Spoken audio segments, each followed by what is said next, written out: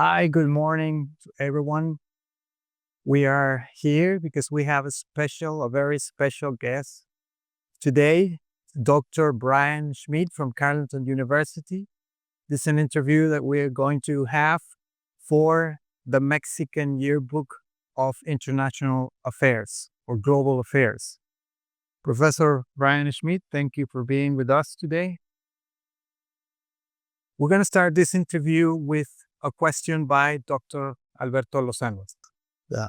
Thank you, Ricardo. Dr. Brian Schmidt, welcome to Mexico. Thank you very much. Welcome to Universidad del Mar, and welcome to the Mexican Yearbook of Global Affairs. Dr. Schmidt, could you please introduce yourself and share with us some of your background, academic background, please? Yes, very happy to be here. So I started off as a traditional political science undergraduate student, and then I pursued an MA in international relations and a PhD in political theory and international relations. Probably my biggest influence was my advisor, Dr. 𝐁𝐫𝐢𝐚, who was a leading historian of American political science. And slowly but surely, I gained an interest in how the field of international relations developed. My dissertation was entitled "The Political Discourse of Anarchy, a Disciplinary History of International Relations." I got my doctorate in 1995. I then spent time converting the dissertation into a book, which was published by SUNY Press in 1998 under the same title.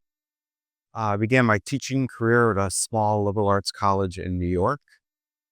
Then I had the great fortune to be offered a position at the University College of Wales in Aberystwyth, which for the work that we do is very symbolic because that's often credited with being the start of IR or the first Department of International Relations. I then returned to New York, and several years after that, I was able to get a job in Canada at Carleton University, where I have spent my career. Great, thank you. Given your intellectual interests, could you please share with us your view on what is the relevance or the importance of history in the discipline of international relations, please? Yes, so even in my research, there was often a very overlap between history and political science. The question of whether international relations could be studied without history, or where was the boundary between history and political science. My own belief and trajectory of my career is that they are very, very closely together, that it's really impossible to do international relations without history. Whether it's studying the discipline, studying war, studying trade, I often find that when I read a history book, I gain a lot more than reading a political science book, to be honest. But I think they're inseparable, and some of the best political science combines political science with history. Awesome, thank you. Now, going to the so-called, for some people, myths of international relations, which you have addressed, and you're a leading scholar on revisionism. What do you think about the first great debate? Because you've written about that, you have criticized the narrative, but it's still there. So have your views changed in all of these processes you've been writing about the first great debate? Very good question. When I started initially investigating the history of international relations, I really did not know what it was going to lead to. I really was kind of naive when I started it. And my advisor, again, Dr. 𝐁𝐫𝐢𝐚, said, go back to volume 1, number 1 of some of the famous journals and just read and read and read and see if you can get a sense of the conversation of what political scientists were talking about. And in the course of that research, I reread a lot of material, and it started to dawn on me that what I thought people said and reading their work were greatly different. And I'm like, well, what is going on here? And luckily, fortuitously, the same year that I was getting involved with this type of work, a number of other scholars in Great Britain and the US were doing similar work. So this critique of the first great debate, the critique that the field started in 1919, I certainly was writing about that, but the fact that I got confirmation from other scholars really galvanized me and made me more determined that I was on the right course, the right track. I often tell PhD students, be careful what topic you pick because it might stay with you for life. So I never thought I would be doing disciplinary history for most of my career. But to your question, the more research and the more reading, you see that the story has multiple different layers. And the first wave of revisionism was very exciting because we were all challenging a very dominant narrative about the discipline. But I have reflected, and in the course of reacting to other people's work, I have made changes in my position. So the piece that I'm currently working on for your next book, I'm calling Beyond Revisionism. So it's people who have, okay, so it's a myth, but if we go back, is there not some truth? Are there other stories that did not surface the first time? And so I certainly think two themes that are animating me now is the role of race and the role of gender. And I think when you start thinking in terms of that, it complicates the story, and it's an unfinished journey. Sure. Speaking of the role of women in the history of international relations and the history of international thought, as you know, the traditional narrative argues that feminism came until the 80s, right? Quite late in IR. So, and there's been literature by Patricia Owens and other scholars who have been arguing that there was a large amount of literature published by women before that. But the traditional narrative erases that.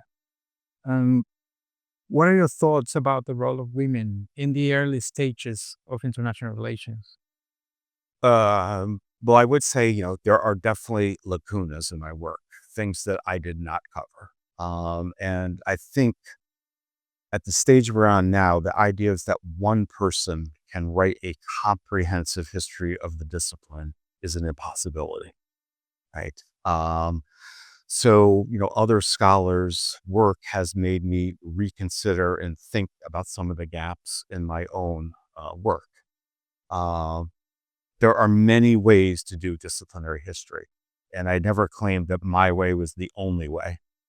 And I think it is a function, of control in the discipline. That there have been people, individuals, institutions that have tried to keep certain stories alive because it privileges them. And I think Patricia Owens' work is just incredible because she has empirically validated that women were participants in early conferences, did write articles. Sometimes they were wives of prominent husbands who we find out did a lot of the work that was non-credited and unrecognized. So I don't think there is one story to be told. I think there are multiple stories. And the key thing for people is to actually be conscious of what they are trying to reconstruct. Right? There is not a global discipline that arises in the United States. There are different stories, different ways to conceptualize IR. And I think the work, and it's actually a good corrective because I do remember being on a panel 10, 15 years ago, and a feminist scholar stood up and said, so is this an all boys club? There was all men on the panel doing disciplinary history. And I said, absolutely not. We will welcome more and more additions. So to see Patricia Owens at the ISA in Chicago this year, I gave her congratulations for what she accomplished. And filling in a big missing story. Dr. Schmidt, revisionists normally look at the past, but let's look at the future for a moment. Where are the revisionist debates headed in the coming years? Do you see a clear tendency of revisionist studies? I do. I just being here at this conference and the fact that there's so many people at this university and the audience who are interested in this, that people are continuing to publish on this, that, again, when I started off, there really was no known subfield of disciplinary history because everybody kind of thought they knew the story and you could learn it in 5 or 10 minutes. Now we're learning, well, no, these are very, very complicated stories that, it takes a whole entire book to look at gender. It takes a whole entire book to look at the role of race. And even now how some of us original revisionists are noticing that there were gaps in our own research that need to be filled. So I don't really see this running out of steam. I think it's very interesting that people are doing more country-specific studies of looking at this through the discipline in different contexts and different locations. That, there's a critical body of literature for people to draw on. And, I think the interest is growing rather than dying. And there will be debates about how to do it. How do you do disciplinary history? Do you take you take context? Do you ignore context? Who do you look at?